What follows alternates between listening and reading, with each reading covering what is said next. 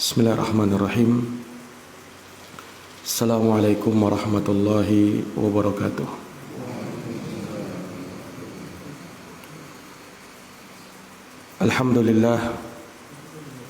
Alhamdulillahi rabbil alamin.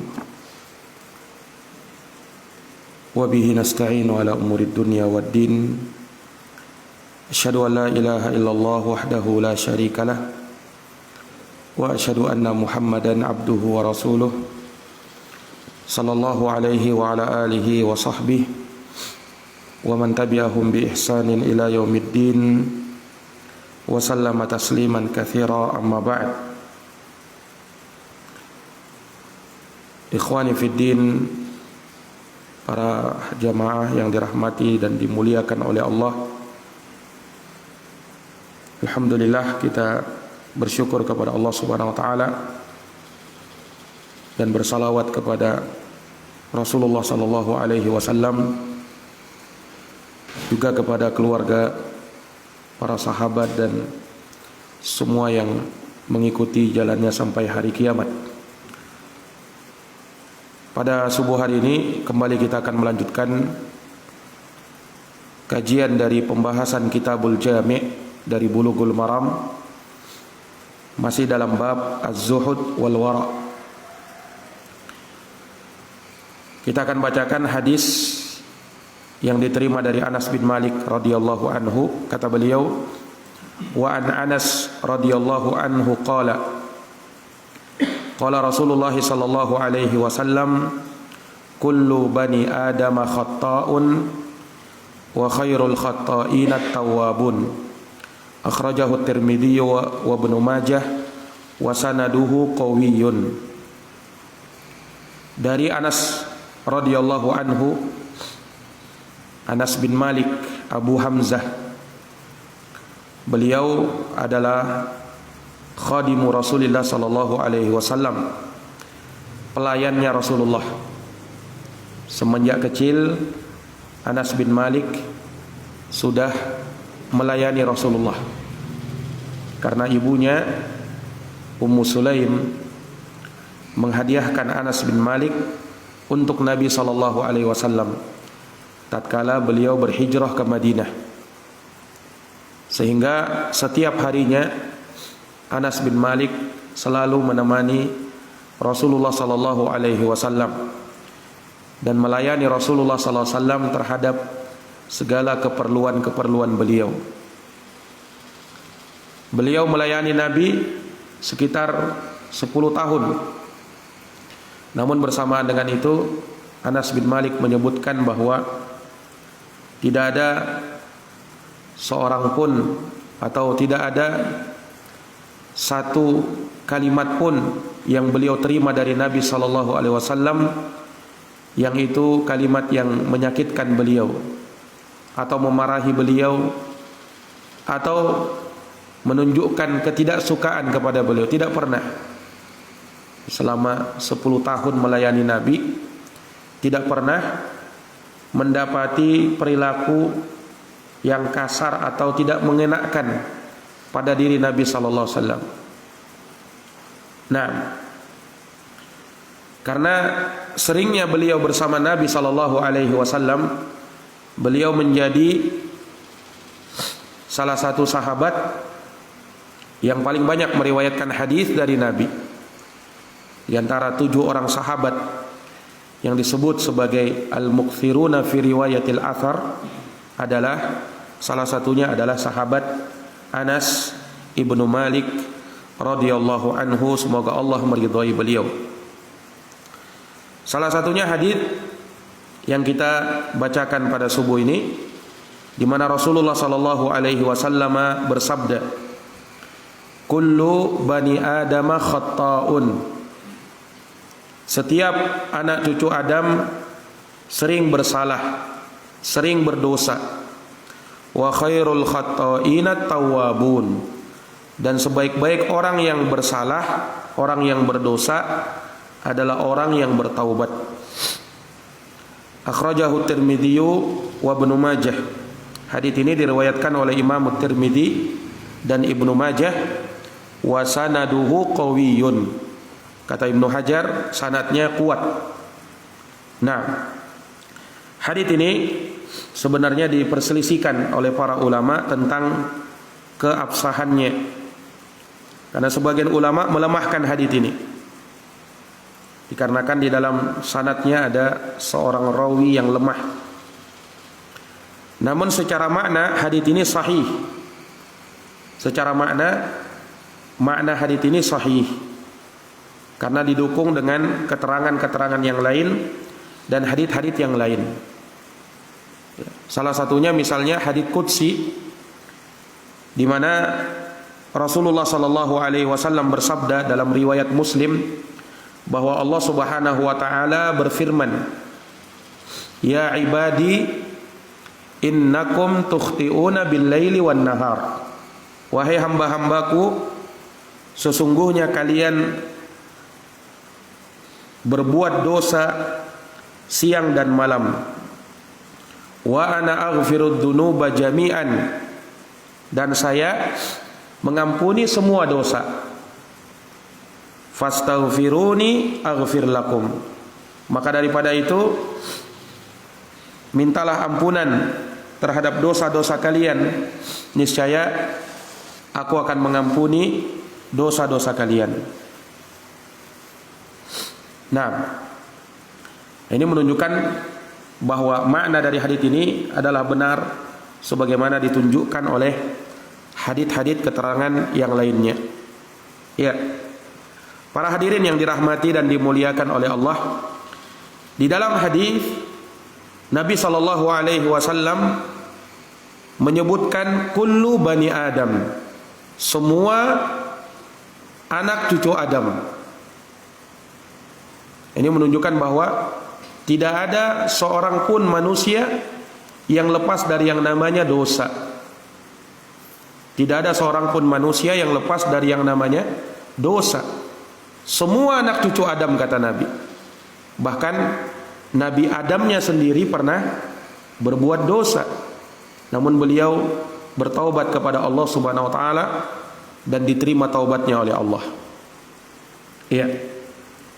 Maka ini menunjukkan bahwa jangankan manusia, hatta para anbiya, hatta para nabi pun tidak luput dari yang namanya dosa dan kesalahan. Namun bedanya para nabi dan para rasul dengan kita, walaupun mereka terjerumus dalam kesalahan, namun kesalahan mereka bukan kesalahan yang besar. Dan itu pun jarang terjadi. Tidak seperti halnya manusia. Para nabi dan para rasul, kalau mereka terjatuh dalam kesalahan, mereka segera bertaubat dan beristighfar kepada Allah, dan Allah menerima taubat dan istighfar mereka. Sementara manusia, belum tentu Allah Subhanahu wa taala terima taubat dan istighfarnya. Iya. Bagaimana dengan Rasulullah sallallahu alaihi wasallam? Rasulullah sallallahu alaihi wasallam dikatakan sebagai seorang yang maksum, seorang yang terlepas dari yang namanya dosa. Tapi sebagian ulama mengatakan bahwa Rasulullah SAW itu maksum di dalam menyampaikan ar-risalah. Di dalam menyampaikan risalah Allah, beliau tidak mungkin salah.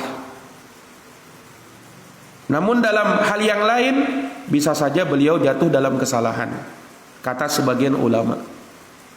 Ada juga yang mengatakan Rasulullah itu maksum, terjaga dari yang namanya dosa, yaitu dari al-kabair, dosa-dosa besar. Namun dari as-saghair, ini beliau tidak lepas darinya, kata sebagian ulama rahimahumullah. Nah, namun Nabi kita Muhammad sallallahu alaihi wasallam, beliau adalah seorang yang mendapatkan jaminan qad ghafarallahu lahu ma taqaddama min dambihi wa ma ta'akhkhar. Allah telah mengampuni dosa-dosa beliau yang telah lalu dan yang akan datang. Sehingga walaupun ada kesalahan yang terjadi, namun semua itu telah dimaafkan dan diampuni oleh Allah Subhanahu wa taala. Nah, para hadirin yang dirahmati oleh Allah Subhanahu wa taala, Rasulullah mengatakan kullu bani Adam khata'. Semua anak cucu Adam khata'un. Dalam bahasa Arab khata'un ini disebut dengan sighah mubalaghah. Disebut dengan sighah mubalaghah yang maknanya katsirul khata'. Bukan hanya sekedar anak cucu Adam ini bersalah dan berdosa, bukan sekedar itu. Tapi khata'un maknanya sering berbuat dosa, sering berbuat salah.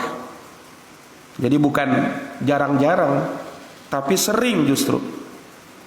Nah, dan yang namanya dosa atau kesalahan itu dalam dua hal. Yang pertama, meninggalkan kewajiban. Yang kedua, melakukan perbuatan yang diharamkan. Jadi antara dua itu saja. Kalau bukan meninggalkan kewajiban atau melakukan perbuatan yang diharamkan. Nah, maka kullu bani Adam khata'. Semua anak cucu Adam sering berbuat dosa.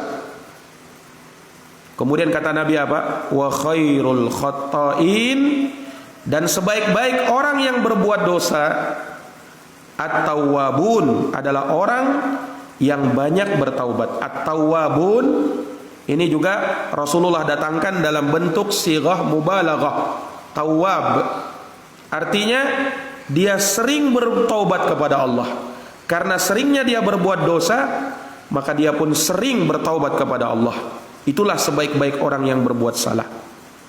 Ay ar-raja'una ilallah, orang-orang yang senantiasa kembali kepada Allah dengan bertaubat kepadanya dari maksiat menuju kepada ketaatan kepada Allah Subhanahu wa taala.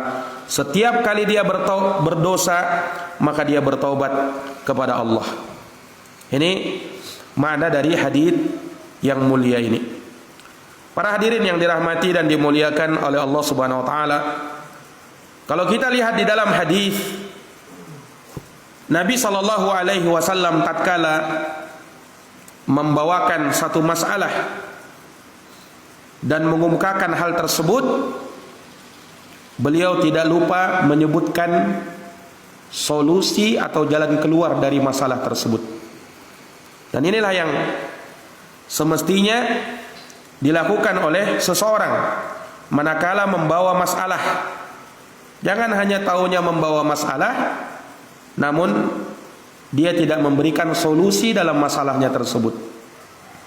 Jangan hanya membuat orang bingung, sementara dia tidak membuat jalan keluar dari kebingungan tersebut. Seorang kalau membawa masalah, ya harus memberikan solusinya bagaimana.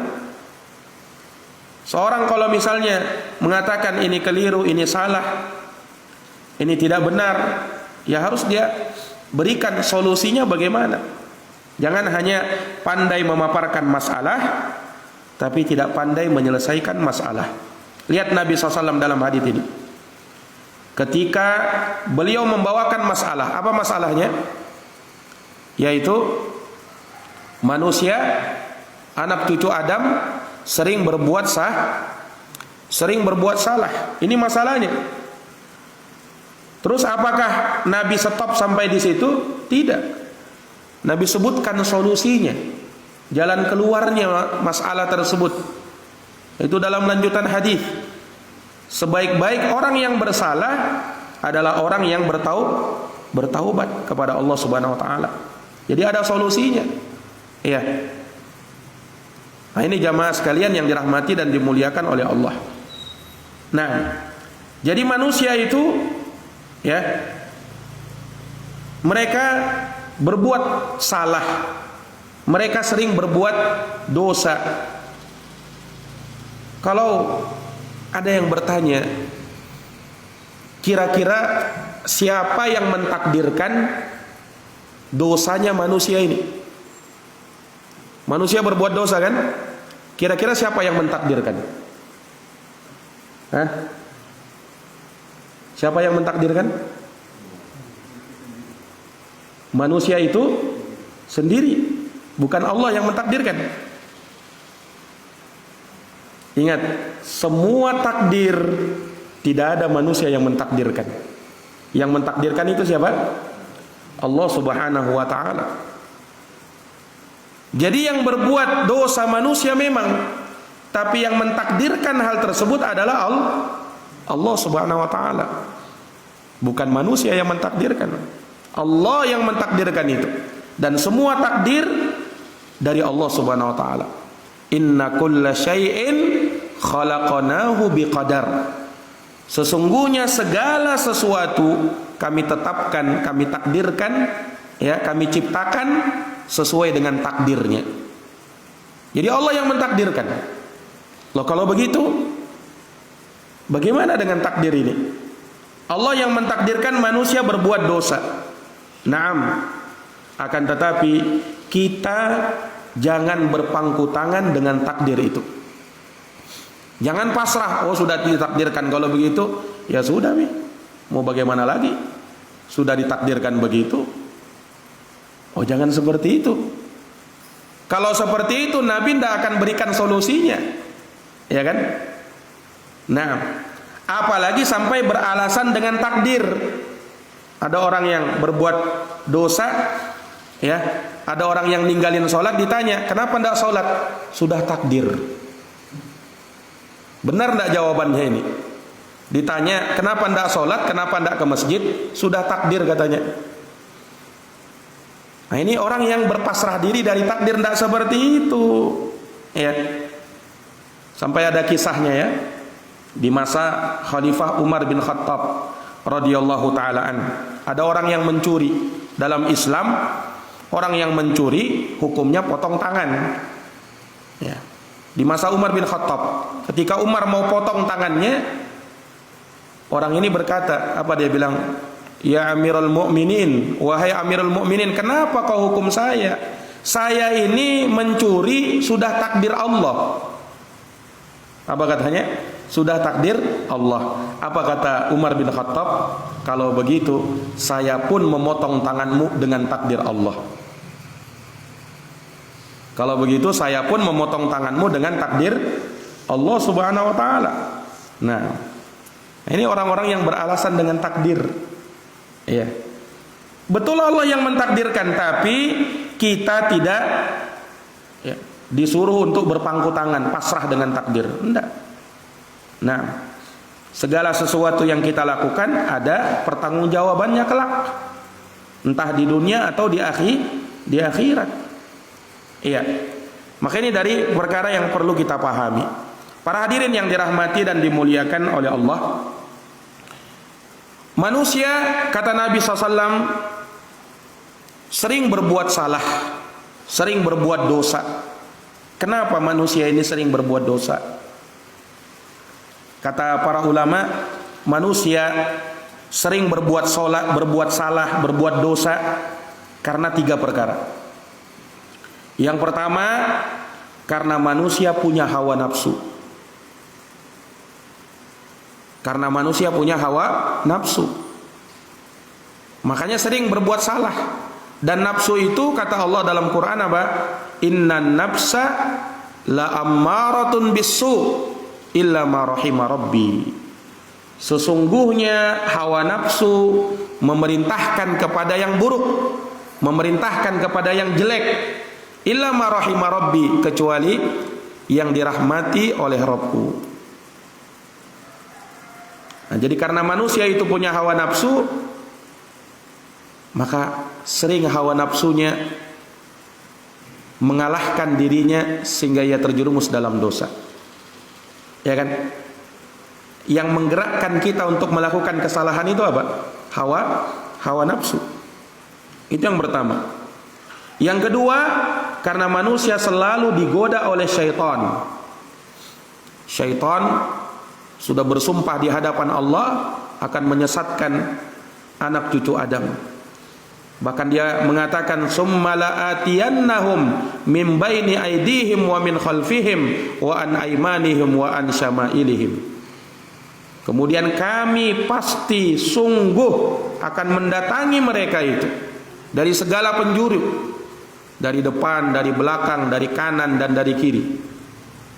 Syaitan selalu mengintai kita, merayu dan membujuk kita melakukan dosa. Makanya sering manusia ini terjerumus dalam dosa. Yang ketiga, ya, karena manusia ini dikatakan oleh Allah dalam Quran, wa khuliqal insanu dha'ifa. Manusia itu diciptakan dalam keadaan lemah. Manusia itu diciptakan dalam keadaan lemah. Naam. Sehingga karena lemahnya mereka mudah terbujuk rayu oleh hawa nafsu dan godaan syaitan. Manusia itu lemah. Karena inilah yang menyebabkan mereka terjerumus ke dalam dosa dan maksiat kepada Allah Subhanahu wa taala. Nah, di dalam agama kita memang kita tidak dituntut untuk terlepas dari seluruh dosa, menjadi orang yang suci, tidak pernah berbuat dosa. Ini tidak, karena tidak mungkin ada orang yang seperti ini. Tapi kita diperintahkan di dalam agama untuk semaksimal mungkin jangan melakukan dosa, jangan terjerumus dalam maksiat semaksimal mungkin. Dan kalau kita sudah berusaha, sudah berupaya, namun masih terjerumus ke dalam dosa, disinilah peran taubat, disitulah peran istighfar kepada Allah Subhanahu wa taala. Ya. Jadi kalau kita sudah semaksimal mungkin menahan jiwa kita dari perbuatan maksiat, dari perbuatan dosa, tapi ternyata masih jatuh dalam dosa, maka disitulah kita harus banyak-banyak bertaubat dan beristighfar kepada Allah Subhanahu wa taala. Karena tidak ada seorang pun yang selamat dari yang namanya dosa dan maksiat. Itu sudah menjadi tabiat manusia. Yang namanya manusia pasti terjerumus ke dalam dosa dan maksiat kepada Allah Subhanahu wa taala. Namun dari keutamaan Allah, Allah membuka pintu taubat selebar-lebarnya. Ya, Allah membuka pintu taubat seluas-luasnya. Siapa saja yang mau bertaubat kepada Allah, mau lepas dari yang namanya dosa, ya 100% tidak mungkin. Sampai kata Rasulullah dalam sebuah hadis diriwayatkan oleh Imam Muslim, laulam tudnibu, andaikan kalian tidak berbuat dosa, kata Nabi, la dhahaballahu bikum, niscaya Allah akan melenyapkan kalian seluruhnya. Wala jaa biqaumin yudnibun, kemudian Allah akan datangkan suatu kaum yang mereka berbuat dosa. Wa yastaghfirunallah, kemudian mereka meminta ampun kepada Allah. Fayaghfir lahum, kemudian Allah pun menerima dan mengampuni dosa-dosa mereka. Nah, perhatikan. Seandainya kata Nabi, kalian tidak pernah berbuat dosa, sudah, ya kalian tinggal masuk surga aja. Kemudian Allah datangkan lagi manusia yang banyak berbuat dosa, kemudian Allah terima taubatnya ketika dia bertaubat kepada Allah Subhanahu wa taala. Nah, ini para jamaah yang dirahmati dan dimuliakan oleh Allah. Nah, dan perhatikan, sebaik-baik orang yang berbuat dosa adalah orang yang bertaubat kepada Allah Subhanahu wa taala. Makanya kata Nabi apa? At-taibu anid dzambi kaman la dzambalah. Orang yang bertaubat dari dosa seperti orang yang tidak pernah berbuat dosa. Asalkan dia mau taubat, asalkan dia mau memperbaiki diri. Orang yang bertaubat dari dosa sama seperti orang yang tidak pernah berbuat dosa sama sekali. Karena Allah Subhanahu wa taala mengampuni segala dosa dan kesalahannya. Nah, ini menunjukkan kepada kita bahwa seorang hamba manakala terjerumus ke dalam dosa, hendaknya segera dia bertaubat kepada Allah. Ya, makanya sangat banyak ayat-ayat yang memerintahkan kita bersegera untuk bertaubat. Wasari'u ila maghfiratim mir rabbikum. Bersegeralah kalian, kata Allah, untuk menggapai ampunan dari Rabb kalian, ampunan dari Allah Subhanahu wa taala. Nah, Wa tubu ilallahi jami'an ayyuhal mu'minun la'allakum tuflihun. Bertaubatlah kalian seluruhnya wahai orang-orang yang beriman supaya kalian mendapatkan keberuntungan. Supaya kalian mendapatkan keberuntungan. Dan Allah Subhanahu wa taala cinta kepada orang-orang yang bertaubat. Innallaha yuhibbut tawwabin. Sesungguhnya Allah cinta kepada mereka yang mau bertaubat. Allah perintahkan juga dalam Quran, ya ayyuhalladzina amanu tubu ilallah taubatan nasuha. Wahai orang-orang yang beriman, bertaubatlah kalian kepada Allah dengan taubatan nasuha, taubat yang jujur. Taubat yang benar, bukan taubat yang main-main. Taubat yang betul-betul bertaubat kepada Allah Subhanahu wa taala. Wa inni laghaffarun liman taba.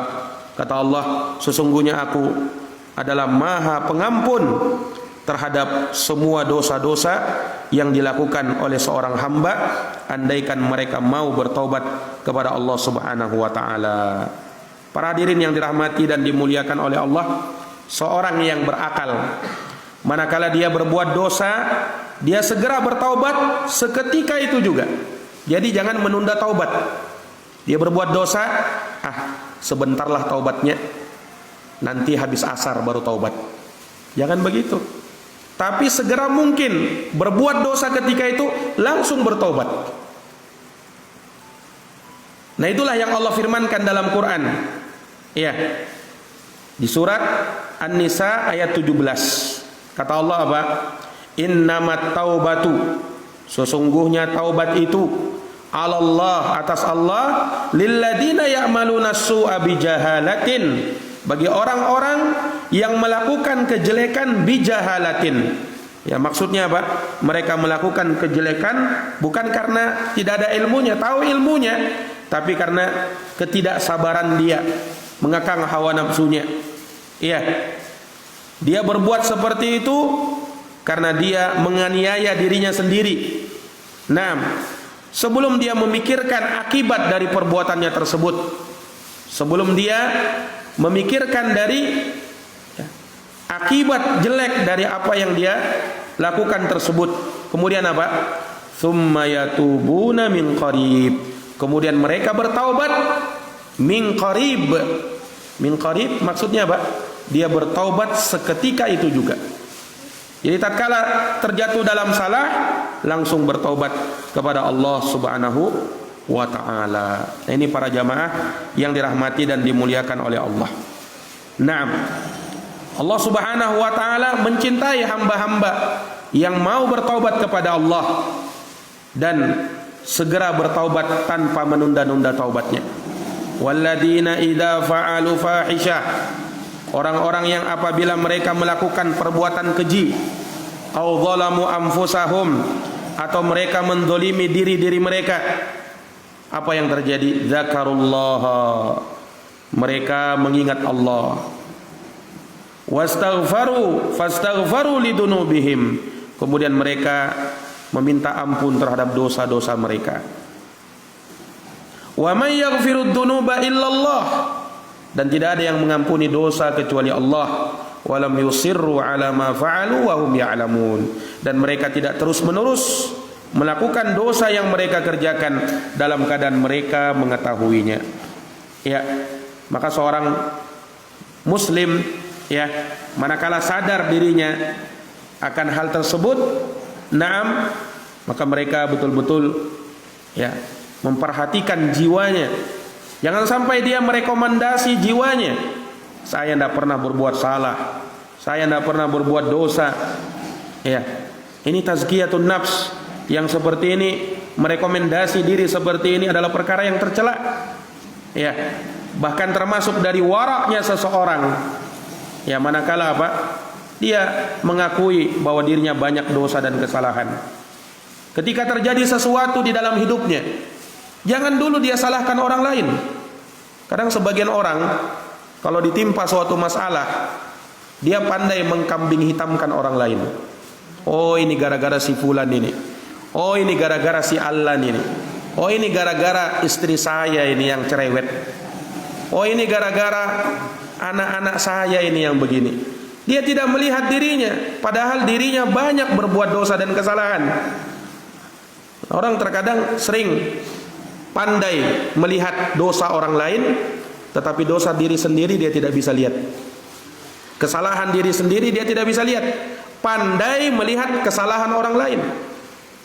Nah, ya padahal kalau dia melihat betapa banyak dosa dan kesalahan, bisa jadi masalah yang kita hadapi sekarang gara-gara kita berbuat dosa, gara-gara kesalahan dan dosa kita. Makanya berburuk sangkalah terhadap diri sendiri dulu sebelum berburuk sangka kepada orang lain. Ya, kalau berburuk sangka kepada orang lain itu tidak boleh, haram. Berburuk sangka kepada diri sendiri dalam artian kita merasa kitalah yang berbuat dosa. Ini yang sebenarnya, ini yang seharusnya dilakukan. Ya, karena kalau kita merasa seperti itu, maka apa yang kita lakukan? Segera bertaubat, ya kan? Segera beristighfar. Beda kalau orang apa? Merasa dirinya tidak berbuat salah, merasa dirinya tidak berdosa. Oh, tidak ada taubatnya, tidak ada istighfarnya kepada Allah Subhanahu wa ta'ala. Ini dari perkara yang hendaknya kita renungkan, bahwasanya orang yang bertaubat kepada Allah, orang yang beristighfar kepada Allah Subhanahu wa ta'ala, maka Allah Subhanahu wa ta'ala akan menjadikan ya segala urusan, segala perkaranya ya akan dipermudah oleh Allah. Nah, bahkan orang yang melakukan perbuatan dosa kemudian dia beristighfar kepada Allah, maka itulah yang menjadi sebab Allah akan membuka solusi dan jalan keluar dari segala masalahnya. Makanya kalau banyak masalah, istighfar kepada Allah. Dengan istighfar Allah akan berikan solusi. Hadisnya Nabi SAW, Rasulullah mengatakan dalam hadis riwayat Imam Abu Daud, man lazamal istighfar, siapa yang melazimi istighfar, apa kata Nabi? Ja'alallahu min qalli dayyiqin makhraja. Allah akan jadikan segala kesulitannya, segala urusannya akan ada jalan keluar. Lihat kalau istighfar. Jadi kalau ada masalah apa? Bukan menggerutu, bukan menyalahkan orang, tapi istighfar. Astagfirullah, ini dosa saya ini lagi-lagi ini. Begitu orang. Ya. Nah, kalau dia beristighfar, apa janji Nabi? Ja'alallah min kulli dayyiqin makhraja. Allah akan jadikan segala kesempitannya ada jalan keluar. Wa min kulli hammin faraja. Setiap kesedihannya akan ada hal yang menggembirakan dirinya. Wa razaqahu min haitsu la yahtasib. Dan Allah akan berikan rezeki kepadanya dari arah yang tidak disangkanya. Ini juga kata para ulama menunjukkan salah satu manfaat dari istighfar apa? Allah akan melapangkan rezeki kita.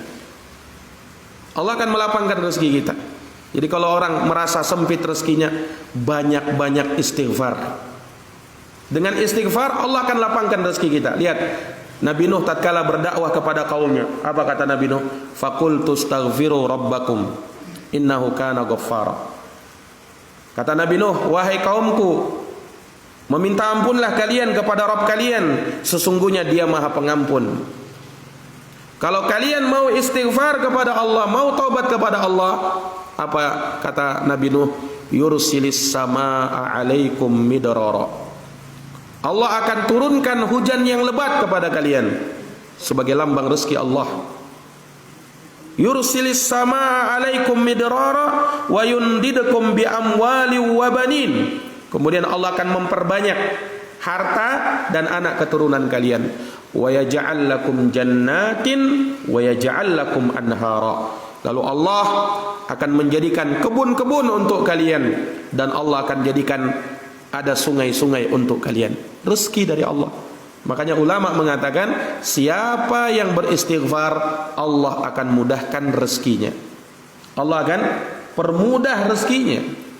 Ya, andaikan mereka mau beristighfar kepada Allah Subhanahu wa taala. Para hadirin yang dirahmati dan dimuliakan oleh Allah Subhanahu wa taala.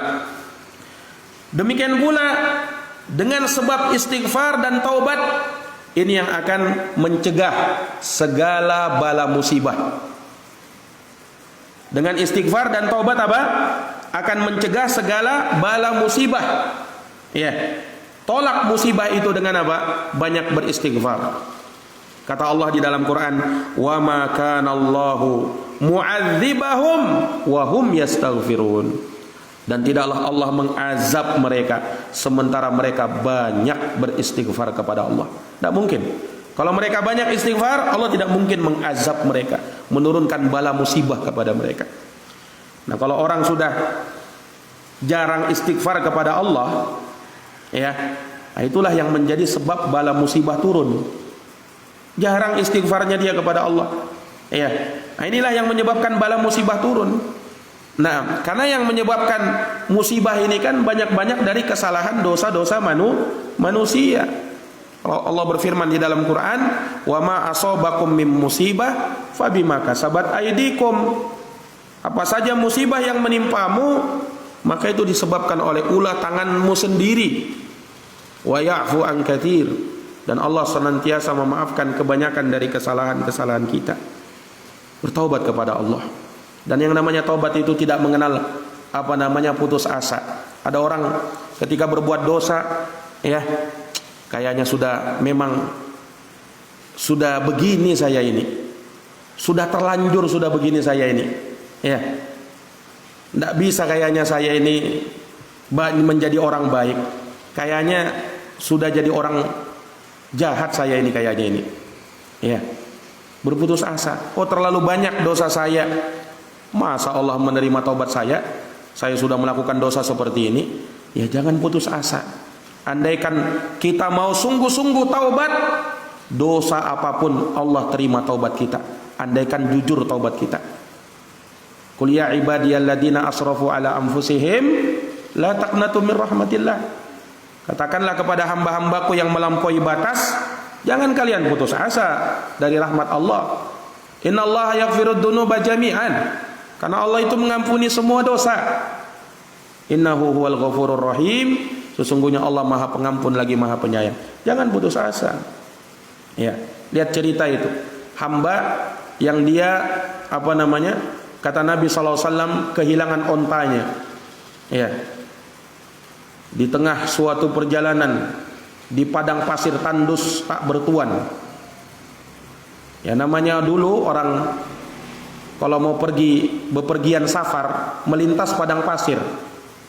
Ya, perjalanan tidak seperti perjalanan sekarang ya. Kita bisa mampir beli makanan minuman, bisa ngopi dulu. Ya. Itu kalau sekarang. Kalau dulu orang hanya mengandalkan perbekalan yang dia bawa. Kalau perbekalannya sudah habis, sudah tidak bisa makan, tidak bisa minum. Mau beli di kios, mana ada kios? Padang pasir. Tidak ada dulu. Jadi hanya mengandalkan perbekalan. Nah, tahulah padang pasir tandus, ya, tidak ada air, tidak ada apa-apa. Orang ini jalan perjalanan, bawa bekal-bekal, sudah siap bekalnya, ontanya di situ, di atas ontanya. Kemudian dia istirahat, dia tidur.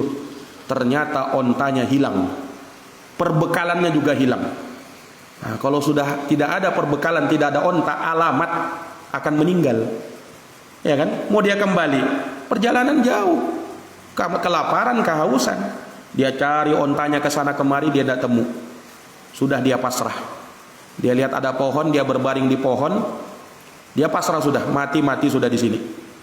Subhanallah, saking capeknya dia berjalan mencari ontanya, dia tertidur di pohon itu. Ya. Pas bangun, kaget dia. Ontanya sudah ada di depan matanya. Berikut perbekalannya. Gembira luar biasa dia. Ternyata apa? Allah masih memberikan saya kehidupan. Ya, saking gembiranya dia berkata apa? Allahumma anta abdi wa ana rabbuk. Ya Allah, engkau adalah hambaku, saya adalah Tuhanmu. Kata Nabi, akhta'a min siddati farahi. Dia salah ucap gara-gara saking gembiranya. Kalau orang sudah sangat senang saking gembiranya kan, ya, ucapannya sudah tidak terkontrol. Nah, saking gembiranya ketemu ontanya, salah ucap dia. Nah, ternyata kata Nabi, lallahu asyaddu faraha bi taubati abdih. Allah lebih bergembira dengan taubat hambanya melebihi kegembiraan hamba tadi yang ketemu ontanya, yang salah ucap tadi. Allah lebih gembira dengan taubat hambanya melebihi kegembiraan orang ini tatkala berjumpa dengan ontanya itu. Subhanallah. Hanya manusia ini saja ya yang tidak mau bertaubat kepada Allah Subhanahu wa taala. Nah, taubat kepada Allah diterima dengan 5 syarat. Kalau 5 ini dilakukan, taubat Allah Subhanahu wa taala akan diberikan kepada kita. Yang pertama, ikhlas. Harus tulus dari dalam hati. Jangan dia bertaubat terpaksa. Jangan, harus tulus. Ikhlas betul-betul karena Allah. Yang kedua, syarat taubat menyesal. Jangan dia berkata saya taubat tapi tidak ada penyesalan, bahkan seakan berbangga. Oh, saya ini dulu mantan pembunuh, saya ini. Mengatakan seakan-akan berbangga seperti, saya ini dulu mantan preman loh. Hati-hati kau. Seakan-akan berbangga dengan itu. Tidak boleh. Menyesal itu malu harusnya. Ya kan? Nah, itu syarat taubat yang kedua, menyesal. Yang ketiga, berhenti dari berbuat dosa. Jangan katakan dia bertobat tapi dalam hatinya kalau ada kesempatan lagi saya lakukan lagi itu. Nah, ini belum betul-betul taubat ini. Harus berhenti. Yang keempat, bertekad kuat untuk tidak akan pernah mengulangi itu lagi. Harus ada tekad kuat di dalam hati. Betul-betul tidak ada lagi. Nah, walaupun bukan artinya begini, bukan artinya ketika dia taubat dari dosa kemudian terjerumus lagi, bukan artinya taubatnya tidak diterima. Yang namanya manusia selalu saja akan jatuh dalam kesalahan. Tetapi ketika dia berbuat dosa kemudian berazam di dalam hatinya tidak akan mengulangi. Tapi yang namanya manusia itu lemah, selalu saja mudah terbujuk dengan hawa nafsu. Nah, terjerumus lagi ya, maka dia dianjurkan untuk bertaubat lagi sampai terus Allah akan menerima taubatnya sepanjang dia betul-betul taubat, jujur taubatnya. Jangan main-main. Tidak boleh main-main. Nah, main-main itu yang taubat, dia taubat kemudian dalam hatinya ada keinginan lagi. Nah, itu tidak boleh yang seperti itu. Yang kelima, taubat sepanjang masih ada waktu. Waktu taubat dibuka oleh Allah sepanjang belum muncul 2. Yang pertama, nyawa sampai di tenggorokan. Kalau nyawa sudah sampai di tenggorokan, tidak berguna taubat. Makanya si Fir'aun itu sempat taubat loh. Ketika dia mau tenggelam di Laut Merah itu apa dia katakan? Amantu bihi la ilaha illa alladhi amanat bihi banu Israel. Saya beriman dengan Allah yang tidak ada Tuhan yang berhak disembah kecuali Dia yang disembah oleh Bani Israel. Naam. Wa ana minal muslimin, kata Fir'aun, dan saya ini termasuk orang yang berserah diri. Apa kata Allah? Ini Fir'aun taubat, nyawanya sudah sampai tenggorokan, tidak diterima oleh Allah. Al-ana wa qad asaita qablu wa kunta minal mufsidin. Wahai Fir'aun, kamu baru taubat sekarang, padahal kamu itu bermaksiat dan kamu itu orang yang berbuat kerusakan. Taubatmu tidak diterima. Dan dalam hadis yang lain Nabi bersabda apa? Innallaha yaqbalu taubata abdin ma lam yugharghir. Allah menerima taubat seorang hamba sebelum nyawanya sampai ke tenggorokan. Nah, kalau sudah sampai di tenggorokan, tidak ada taubat. Ada taubat, tidak berguna taubat. Nah, tidak berguna lagi yang namanya taubat. Yang kedua, apabila matahari belum terbit dari barat. Kalau matahari terbit dari arah terbenamnya, kiamat sudah. Tidak berguna lagi yang namanya taubat. Ya, makanya itu disebutkan di dalam Al-Quran, yauma ya'ti ba'du ayati rabbik, pada hari tatkala datang sebagian tanda-tanda Rabbmu. Kata para ulama, ini matahari terbit dari arah barat. La yanfa'u nafsan imanuha lam takun amanat min qabl. Nah, ketika itu tidak lagi bermanfaat iman seseorang yang dia belum beriman sebelum itu. Au kasabat fi imaniha khaira, atau belum mengusahakan kebaikan di dalam imannya. Nah, ini matahari terbit dari arah barat. Ini 5 taubat, syarat taubat. Kalau siapa yang melakukannya, Allah akan menerima taubatnya. Itu kata para ulama kalau dosa yang terjadi antara dia dengan Allah. Kalau dosa yang dia perbuat antara dia dengan orang lain, ditambah lagi 1 syarat. Apa itu? minta kerelaannya, mengembalikan apa yang menjadi haknya. Kalau pernah kita ambil hartanya, kembalikan hartanya, baru diterima taubat kita. Kalau kita pernah berutang sama dia belum bayar, harus kita bayar utang kita. Kalau enggak, belum diterima taubat kita. Walaupun kita sudah memohon ampun siang malam, tapi kalau belum kita kembalikan haknya, enggak diterima taubat kita. Isyarat kalau dosanya kaitannya dengan Allah, mungkin sudah Allah maafkan. Tapi kalau dengan orang lain, harus minta kerelaannya. Kalau dia punya hak yang harus kita kembalikan, harus kita kembalikan. Kalau dulu pernah kita caci maki dia, minta maaf sama dia. Nah, kalau dia tidak mau maafkan, ya sudah, suruh buat dia lakukan seperti apa yang dulu pernah dia lakukan, supaya impas. Wa jazaa'u sayyi'atin sayyi'atun misluha. Balasan kejelekan adalah kejelekan semisalnya juga. Nah, ini para jamaah sekalian yang dirahmati dan dimuliakan oleh Allah Subhanahu wa taala. Nah, maka ini hadis ya yang bisa kita bacakan pada pertemuan subuh hari ini. Semoga bermanfaat, semoga menjadikan kita sebagai hamba-hamba Allah yang senantiasa bertaubat dan memohon ampun terhadap kesalahan-kesalahan dan dosa yang kita lakukan, dan semoga Allah menerima taubat kita, menerima ampunan kita. Ini adalah nasihat bagi semua dari kita, bagi saya, bagi antum semuanya, yang mana kita semua tidak lepas dari yang namanya dosa dan kesalahan. Wallahu ta'ala alam bisawab. Semoga bermanfaat, semoga menambah ilmu kita dan bisa kita amalkan dalam kehidupan kita sehari-hari. Kita akhiri dengan doa kafaratul majlis. Subhanakallahumma wa bihamdika asyhadu an la ilaha illa anta astaghfiruka wa atubu ilaik. Walhamdulillahirabbil alamin. Wassalamualaikum warahmatullahi wabarakatuh.